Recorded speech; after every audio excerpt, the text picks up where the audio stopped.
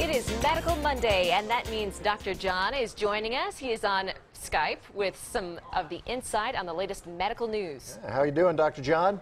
I'm doing great. How are you guys doing? Doing all right.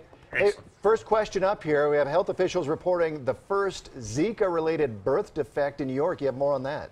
Right, and this thing's spreading to more and more places. In this case, the mother actually delivered the baby Friday. It was born with a condition called microcephaly. That's marked by the abnormally small head and the, of course, impaired brain development that has officials worried. Well, they're saying the mother was infected with Zika while she was traveling abroad. Now, New York City's health commissioner warned women who are pregnant or trying to get pregnant to not travel to areas in the world there's ongoing Zika transmission. But in addition to this, last week, the first case of a woman sexually transmitting the Zika virus to her partner was also reported in New York City. Now, this virus so far to date has caused more than 1,500 children to be born with birth defects around the world. Most of those so far are still isolated to Brazil. Yeah, still a very scary condition out there, Dr. John. We want to talk now about the heat dome. A lot of us battling the heat, working to keep cool. For the elderly, though, it can be really tough.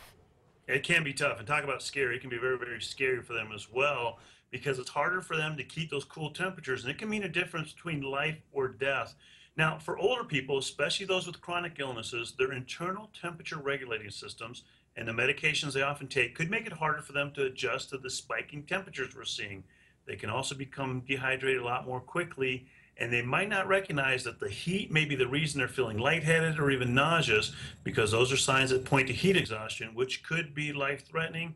Other signs: headaches, confusion, muscle cramps. So what can everyone do to keep cool as the temperature rises? Well, first and foremost, drink plenty of fluids, especially before you get thirsty. Plain water's best. Next come sports drinks. Sugary drinks and alcohol can usually dehydrate us, so you want to be careful with those. When you're outside, wear loose-fitting and lightweight clothing and avoid strenuous activities. And more importantly, midday, that's when the sun's at its hottest. Look for a shaded and air-conditioned place. We're talking your house, a mall, the local library, a lot of places you can go to get that cool temperature. Well, going to the dentist, as you know, with kids, not always the greatest experience for them. But tooth decay, it turns out, Dr. John, one of the most common chronic diseases for kids in America. And James, you and I know as parents, getting kids to go to the dentist is one of the toughest things to do.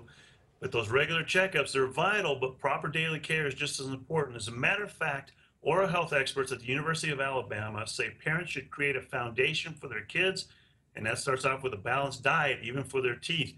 Cut back on sugary drinks, because consuming too many beverages with added sugar can not only lead to weight gain, but also tooth decay, and high-calorie drinks should be limited just 1 or 2 times a day, if at all. And you want more balanced meal. That means kids should have 3 square meals that include fruits, vegetables, grains, proteins, and dairy. Sweets should just be a treat, not the main part of the meal, and parents should limit their children to 1 to 2 desserts or candies a day. Now, parents should also brush their kids' teeth, or until at least they're old enough to brush their own teeth, for 2 minutes twice a day.